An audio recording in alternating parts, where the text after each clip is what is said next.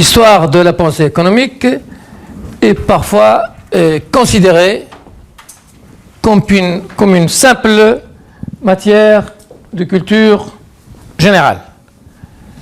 Cette attitude est aussi inopportune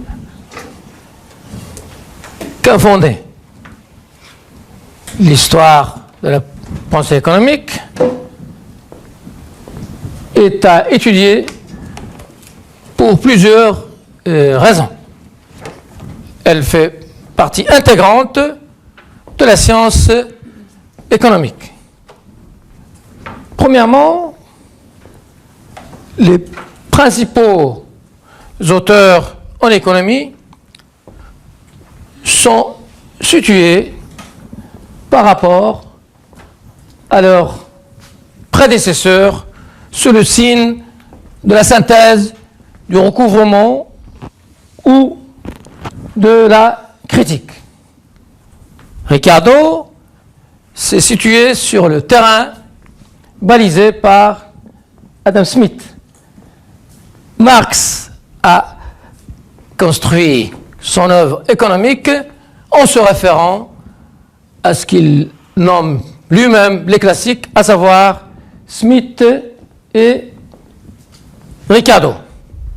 Walras, fondateur de l'économie néoclassique, s'est situé par rapport à l'économie classique héritée de Smith et de Ricardo.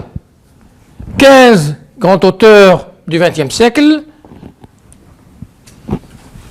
a croisé le fer avec ses contemporains, continuateurs des néoclassiques, comme Pigou, mais il se réfère également à des auteurs mercantilistes et à un philosophe de l'économie, Bernard de Mondeville.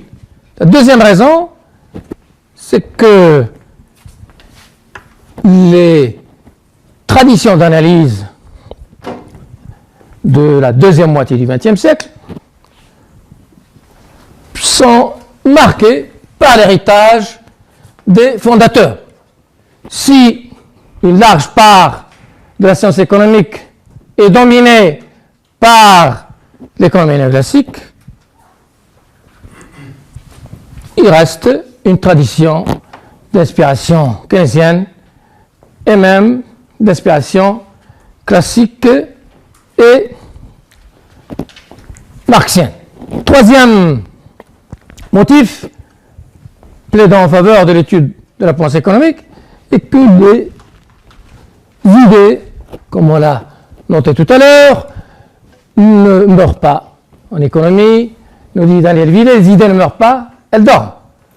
On a pu assister à l'émergence de théories qu'on considérait totalement tombées dans l'oubli.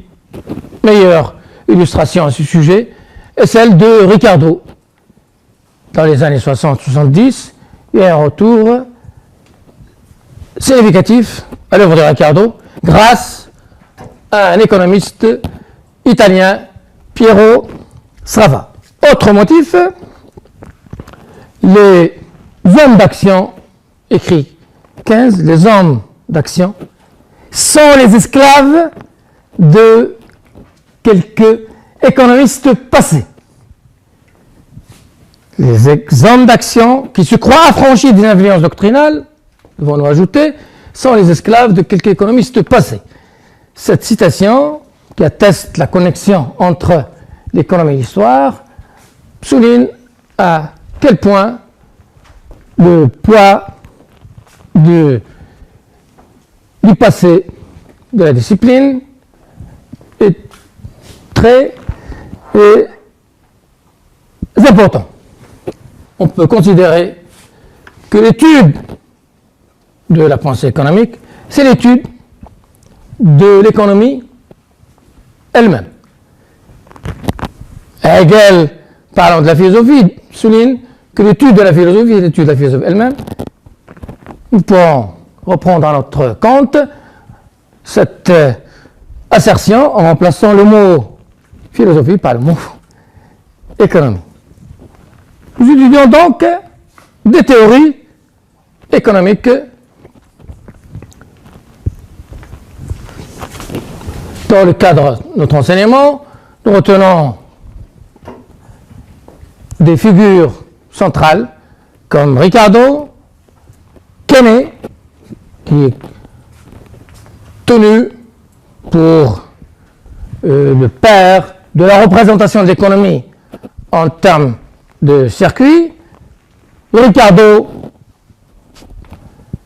fondateur de l'économie classique, auquel on doit la première formulation systématique d'une théorie de la valeur selon laquelle les prix des marchandises sont déterminés par les quantités de travail consacrées à leur production.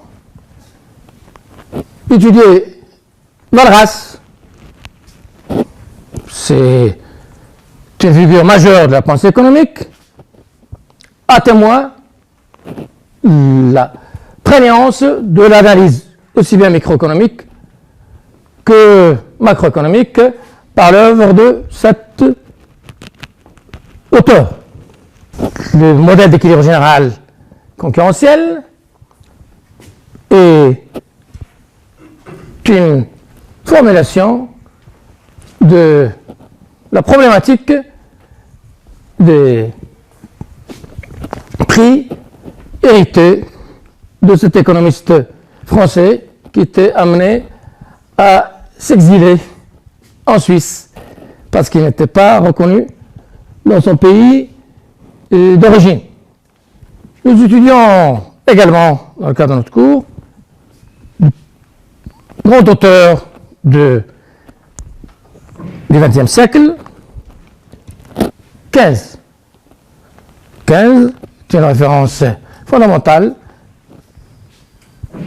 approuve la référence à des préfixes néo-keynésiens, post-keynésiens ou l'utilisation de termes nouveaux keynésiens.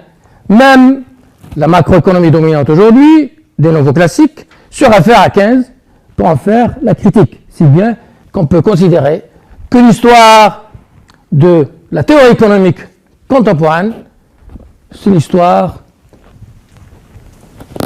de cas.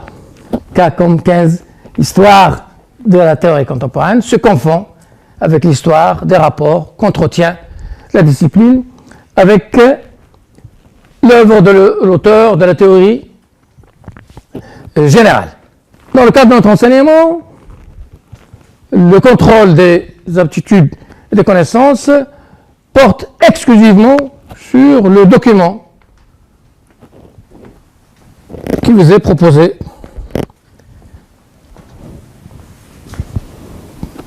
Les sujets sont à traiter sous forme de dissertation.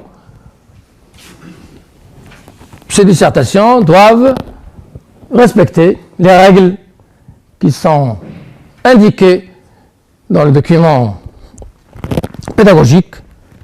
Il s'agit de présenter des éléments de réponse complets et argumentés que réclame le sujet en suivant un plan organique,